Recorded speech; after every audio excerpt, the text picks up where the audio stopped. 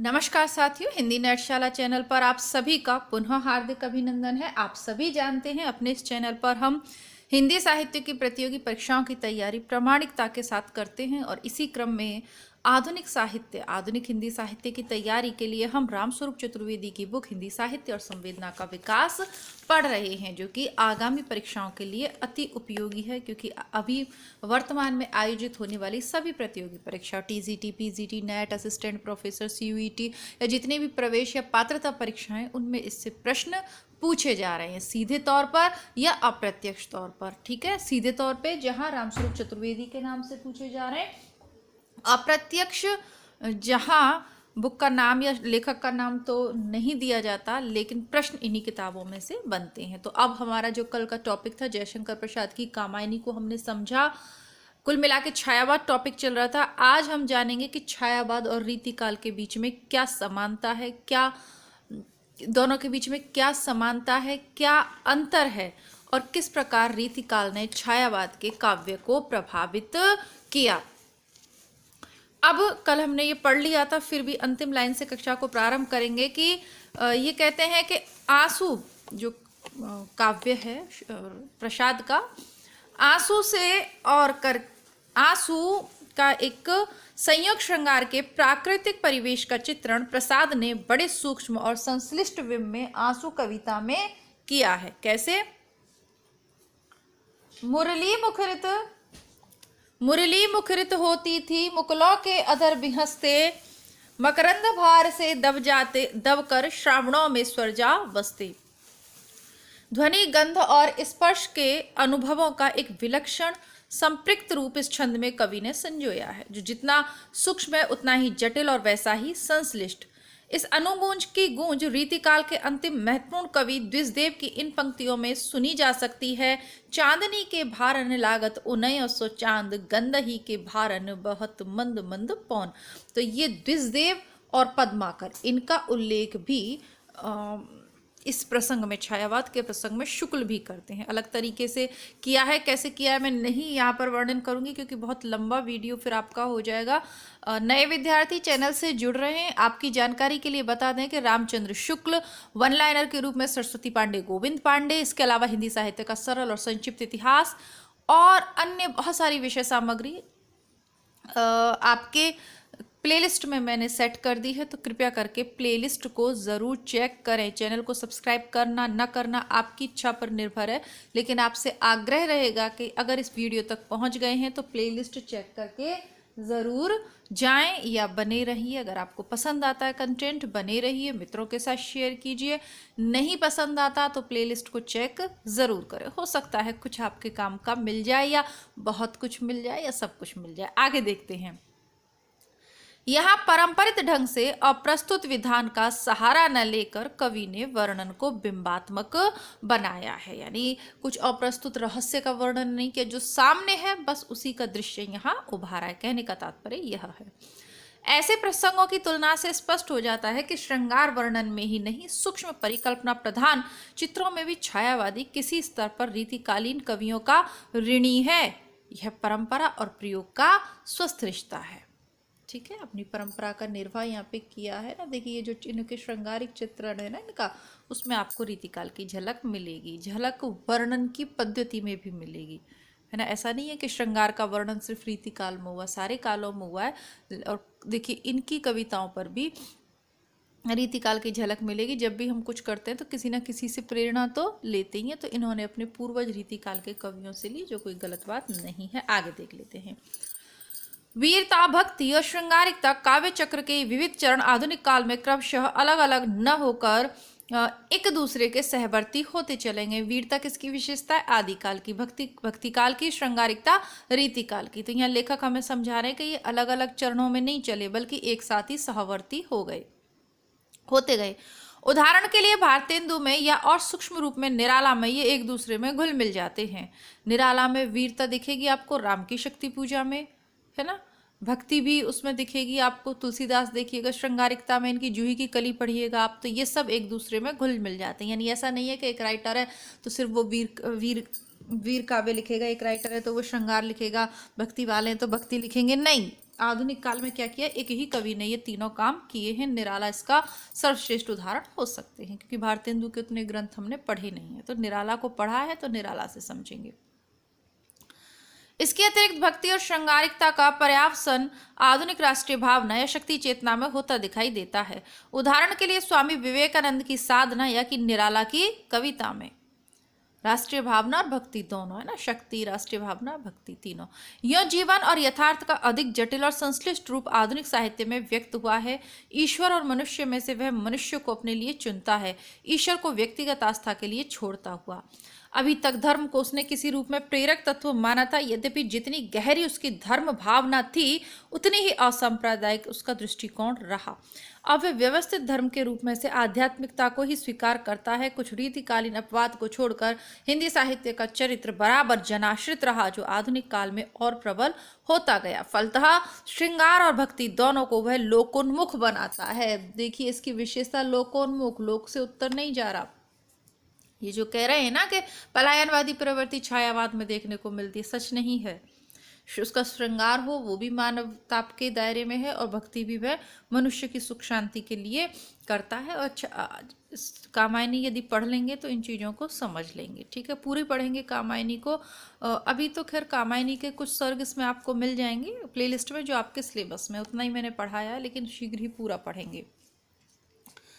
प्रस्तुत संदर्भ में परंपरार प्रयोग के उक्त रिश्ते को स्पष्ट करने के लिए जानना भी आवश्यक है कि छायावादी विधान और रीतिकालीन अभिप्रायों में अलगाव कहाँ हुआ। इस प्रसंग का एक बड़ा रोचक और शिक्षाप्रद उदाहरण प्रसाद की कामायनी के पांडुलिपि संस्करण में देखा जा सकता है। इस पांडुलिपि संस्करण में कर्म सर्ग के अंत में मनु और श्रद्धा के संयोग अवसर पर दो छंद इस प्रकार हैं। रोम रोम से चिनगारी थे सघन जघन लहराते, वेणी शिथिल खुली पड़ती थी, पलक अश्रु झर लाते। वंचित कौन भला करता, मनु को शारीरिक सुख से, निस्सहाय अस्वीकृति कहती नहीं, नहीं थी मुख से।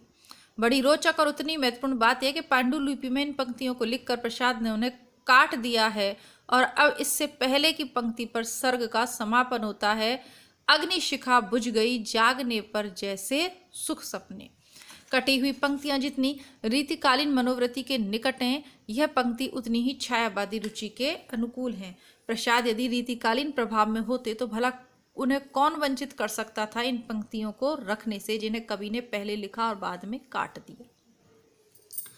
यहाँ स्मरणीय है कि प्रसाद की पंक्ति अस्वीकृति कहती नहीं, नहीं थी मुख से, रीतिकालीन हास्य भली नाही वाले काव्य से कहीं अधिक व्यंजनापूर्ण और सदी हुई है। फिर भी प्रसाद व्योरों को काटकर अनुभव के सांकेतिक रूप को ही स्वीकार करते हैं। यही छायावाद और रीतिकाल के बीच विभाजक रेखा है। अनुभव के व्योरों को नहीं लिखते, क्या हुआ उसको नहीं, अनुभव जो है उसके सांकेतिक रूप को ही स्वीकार करते हैं। रीतिकाल वर्णन में अधिक दिलचस्पी लेता है, जबकि छायावाद की वृत्ति अनुभव में है। क्या अंतर बता रहे हैं, ध्यान से देखिएगा। रीतिकाल की विशेषता वर्णन करना है, और छायावाद के क्या है, जो अनुभव किया जाए। मतलब वर्णन बाह्य हो गया और अनुभव विषय हो गया आपके मन का, ठीक है। एक के लिए ब्यौरे प्रधान है, दूसरे के लिए सूक्ष्म प्रभाव। यही कारण है कि आंसू के लगातार 9 छंदों में प्रसाद व्यवस्थित रूप से नक्शिक वर्णन करते हैं, रीतिकाल से एकदम भिन्न धरातल पर। फिर इस पूरे प्रसंग के पहले और बाद में भी वह ये स्पष्ट कर देते हैं। 9 के बाद 10वां छंद है, चंचला स्नान कर आवे चंद्रिका पर्व में जैसे, जैसी उस पावन तन की शोभा आलोक मधुर थी ऐसी। कि सौंदर्य में अलग अलग अंगों की सुंदरता का महत्व नहीं, महत्व है सौंदर्य की समस्त सानुपातिक अनुभूति का, जो अपनी प्रकृति में सूक्ष्म है।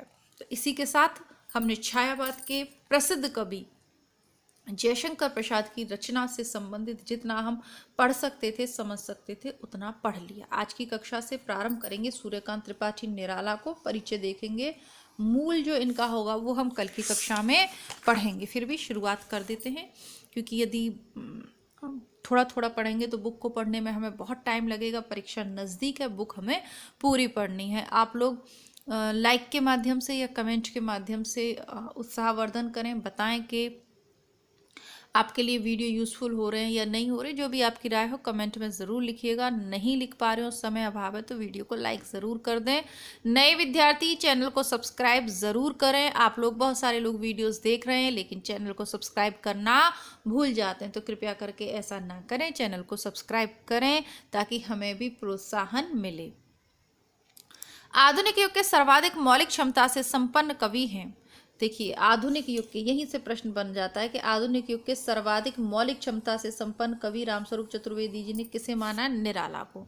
इसका प्रमाण कवि का रचनात्मक वैविध्य स्वयं प्रस्तुत करता है। भाषा और संवेदना के जितने रंग और स्तर निराला में है, उतने किसी अन्य कवि में नहीं। जूही की कली 1916 से लेकर मृत्यु विषयक उनकी अंतिम कविताओं 1961 तक निराला का कवि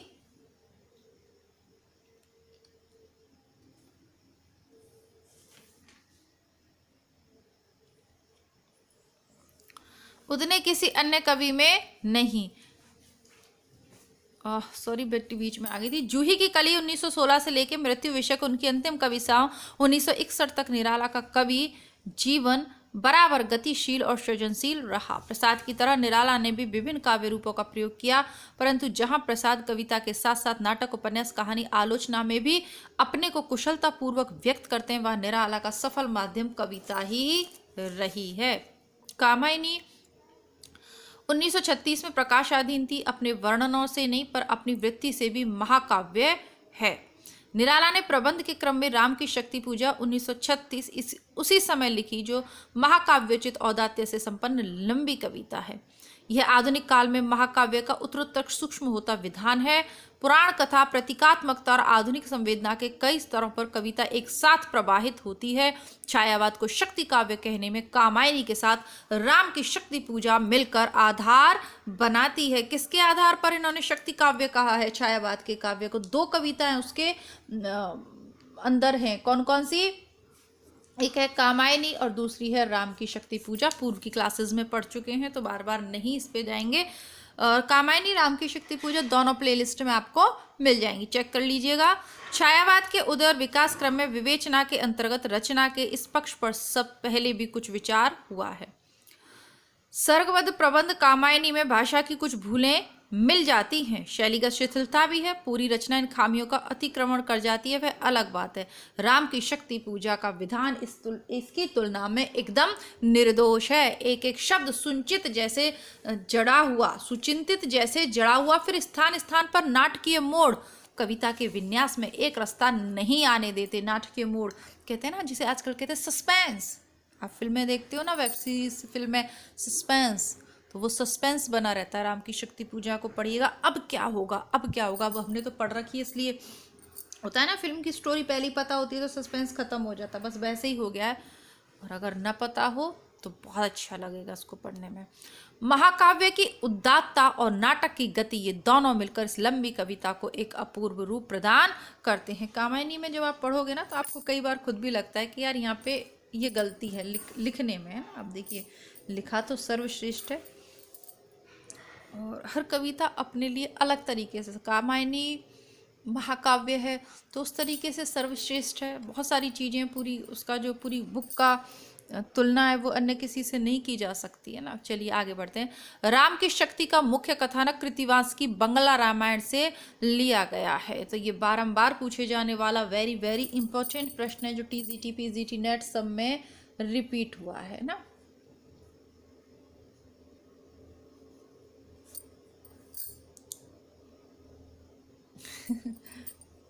BIQ होगा। चलिए, इस कहने का कुछ अर्थ नहीं है या उतना ही अर्थ है जितना यह कहने का कि तुलसी ने अपने रामचरितमानस के विविध अंश अपने से पहले प्रचलित रामायण तथा अन्य ग्रंथों से लिए। मौलिकता कथानक में नहीं है, उस कथानक से सृजक क्या गया है उसमें है। इस दृष्टि से शक्ति पूजा में शक्ति संधान की रचनात्मक व्याख्या है और इसका मूल सूत्र उस परामर्श में जो जाम्बान पराजय की मनः स्थिति में डूबे राम को देते हैं। शक्ति की करो मौलिक कल्पना, अर्थात शक्ति का संधान मौलिक रूप से ही संभव है, अनुकरणात्मक रूप में नहीं। कामायनी के मनु और शक्ति पूजा के राम की हताश मन स्थिति एक जैसी है, जो इन रचनाकारों की समकालीन राष्ट्रीय दशा से तुलनीय है। यह मनु और राम की उक्तियों में बार बार उभरती है। कामायनी में क्या लिखा है? 1936 में भारत परतंत्र था, हम स्वतंत्र नहीं थे। तो भारत का युवा कैसा था? निराश था। अब देखिए इन ग्रंथों में उसे कैसे पिरोया गया है। किंतु जीवन कितना निरुपाय लिया है देख नहीं संदेह, निराशा है जिसका परिणाम सफलता का वह कल्पित गेह। ये कामायनी में प्रसाद लिख रहे हैं, क्योंकि सीधा नहीं लिख सकते थे। अपने ग्रंथ में लिखा शक्ति पूजा में निराला। क्या लिखते हैं? बोले रघुमणि मित्रवर विजय होगी ना समर। तब दोनों स्थितियों में समाधान की दिशा एक जैसी है। श्रद्धा मनु को समझाती है कि शक्तिशाली हो, विजयी बनो, और जामवान का परामर्श है शक्ति की करो मौलिक कल्पना। समकालीन परिदृश्य पर स्वदेशी आंदोलन जैसे इस मौलिकता के विकास का व्यवहारिक उपक्रम हो। अतीत, वर्तमान और भविष्य यहाँ अनुभव प्रक्रिया में एक साथ मिल गए हैं। द्विवेदी युग के इतिवृत्त प्रधान कवि मैथिली शरण गुप्त को, जिसके लिए अपने राष्ट्र काव्य भारत भारती में 3 अलग अलग खंडों की नियोजना करनी पड़ी थी, रचना विधान काल प्रभा को कैसे साधता है और कैसे संभालता है, इसका अंतर इन दो पीढ़ी के कवियों में यहाँ अच्छी तरह से देखा जा सकता है। और इसी के साथ कक्षा को समाप्त करेंगे। भारत भारती बुक मैं आपको पढ़ा रही थी हमारे प्रिय चैनल हिंदी बुकशाला पर, जो अब यूट्यूब पे नहीं है। और इसी बुक पर राजकमाल प्रकाशन की तरफ से लगातार कॉपी स्ट्राइक दी गई, एक आध भी नहीं दी, संभलने का मौका नहीं दिया, और ना तो कोई नोटिस दिया कि डिलीट कर दो या कुछ, डायरेक्ट कॉपीराइट स्ट्राइक्स, और उसके बाद चैनल डिलीट हो गया। खैर, ईश्वर को शायद ऐसा ही मंजूर था। फिर भी हम इस चैनल पे मेहनत करेंगे, पुनः इस चैनल पे तैयारी करेंगे, पुनः चैनल बनाएंगे, बहुत कुछ करेंगे। तो आप सभी लोग इसी प्रकार सहयोग और विश्वास बनाए रखें, अपने विचार व्यक्त करते रहें। मिलती हूँ पुनः आपसे, तब तक के लिए नमस्कार, धन्यवाद।